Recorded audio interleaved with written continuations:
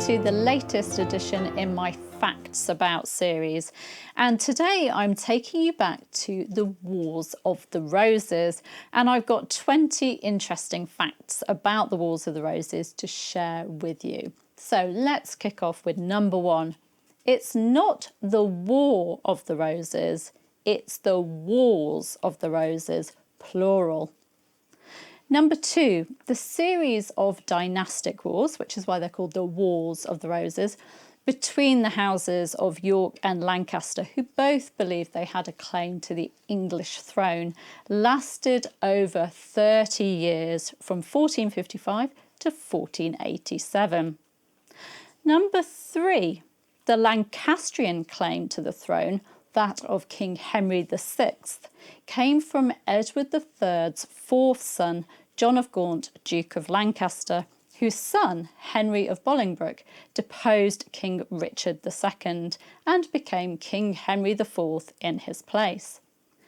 The Yorkist claim to the throne, that of Richard III, Duke of York, and then his son, Edward, Earl of March, came from Edward III's second son, Lionel of Antwerp, and also his fifth son, Edmund of Langley, Duke of York. Although some historians have chosen to name this series of conflicts the Cousins' War, pointing out that the name the Wars of the Roses was first coined in the 19th century by Sir Walter Scott, historian Leander Delisle notes that the Quarrel of the Two Roses was actually a name used in the mid-17th century, and that we also have in Shakespeare's play Henry VI, Yorkist leader Richard, Duke of York, and Lancastrian leader Edmund, Duke of Somerset, picking roses, white for York and red for Lancaster, to show their respective positions. Number five, Henry VI was the son of the warrior king, that famous king, Henry V, who famously defeated the French at the Battle of Agincourt. So there were high hopes for Henry VI that he'd also be a warrior king.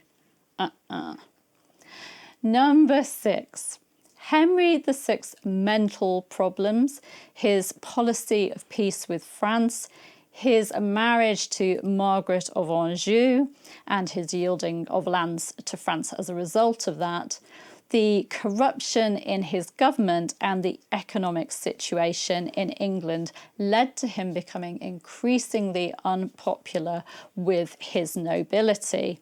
Some of the nobles that were very disaffected by what was going on in his reign turned to Richard, Duke of York, and asked him to take a stand against the king. Number seven. The first battle of the Wars of the Roses was the 1455 Battle of St Albans, or the first Battle of St Albans, because there are actually two battles in St Albans. And in that battle, Richard, Duke of York, and his allies defeated Henry VI's crown forces, commanded by the Duke of Somerset. Number eight. The Yorkist claimant, Richard, Duke of York, was killed in 1460 at the Battle of Wakefield, and his son, Edward, Earl of March, became the claimant in his place and was soon proclaimed King Edward IV. Number nine. Henry VI was restored in October 1417. By restored, I mean restored to the throne. He became king again. And Edward IV, who had been king just for a bit, was forced into exile. Edward regained the throne after his victory at the Battle of Barnet in April 1471, a battle in which his former supporter turned enemy, Richard Neville, Earl of Warwick, the Kingmaker, was killed. Number 10. Edward IV's own brother, George, Duke of Clarence, betrayed him and joined forces with the Earl of Warwick. After initial success, Clarence actually came to a sticky end. He was executed privately at the Tower of London for treason in February 1478, and it was rumoured that he was drowned in a butt of Malmsey wine. Number 11, the Lancastrian claimant, King Henry VI, who'd been captured and imprisoned in the Tower of London, died in May 1471. And died makes it sound rather natural and peaceful, but it's actually thought that he was murdered on the orders of King Edward IV, who obviously wanted the rival claimant out of the way. Number 12. Henry VI's son and heir, Edward of Westminster, was killed at the Battle of Tewkesbury in May 1471. Number 13. The Battle of Towton, which was fought on Palm Sunday in 1461, is seen as the longest, largest and bloodiest battle of the Wars of the Roses. It was a victory for the Yorkists. It lasted about 10 hours, and according to the contemporary chronicles, which probably exaggerated, 10,000 Yorkist men were killed and 20,000 Lancastrians were killed. Number 14. Edward IV died unexpectedly in April 1483, so he wasn't king for very long. And his other brother, Richard, Duke of Gloucester, was appointed Lord Protector to act as regent for Edward's eldest son, who was still in his minority and who became King Edward V. Number 15, in June 1483, Richard, Duke of Gloucester, took the throne as King Richard III. He claimed that his brother's marriage to Elizabeth Woodville was invalid, and therefore Edward V and his brother Richard, who've become known as the Princes in the Tower, were illegitimate. The princes disappeared, and their fate is still a mystery today. Number 16. The surviving senior Lancastrian claimant, who was called Henry Tudor, who was the son of Lady Margaret Beaufort and Edmund Tudor, defeated King Richard III at the Battle of Bosworth in August 1485.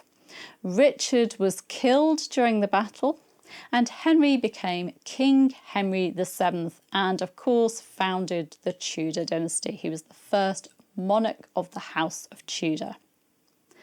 Number 17. Henry VII, this new king, married Elizabeth of York, who was the eldest daughter of King Edward IV, thus uniting the houses of Lancaster and York as the Tudor house. Number 18.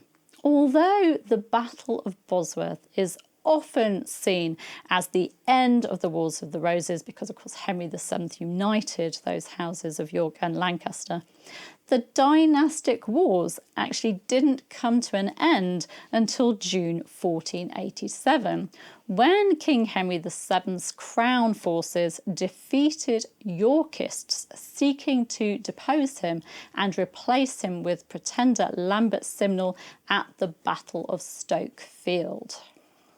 Number 19. Many nobles were killed during the Wars of the Roses, but although it's often said that half of the prominent noble families of England were wiped out during these conflicts, historian T.L. Kington Oliphant notes that only 12 great historic English houses were in existence when the Wars of the Roses began, out of an original 27. They had already declined. And finally, fact number 20, and I'm sure you know this one. George R.R. Martin's Game of Thrones series of novels was inspired by the Wars of the Roses, and it's often said that Daenerys Targaryen is like Henry Tudor, coming out of exile and claiming her rightful place just as Henry did. Well, thank you for joining me. You can subscribe to this channel by clicking around about here somewhere. You can hit the bell to be notified as these videos go live, and you can give me a like and leave me a comment. I'll see you very soon. Take care. Bye-bye.